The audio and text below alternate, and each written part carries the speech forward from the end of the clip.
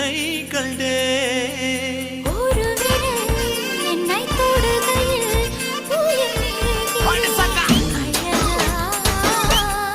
மறுவிரல் வந்து தொடுகையில் விட்டு விலகுதல் அழகா உயிர் கொண்டு வாழும் நாள் வரை இந்த உறவுகள் வேண்டும் மன்னவா. ஓராண்டுக்கு ஒரு முறை பூக்கின்ற பூவல்லவா தான் சூப்பரா இருக்கும்.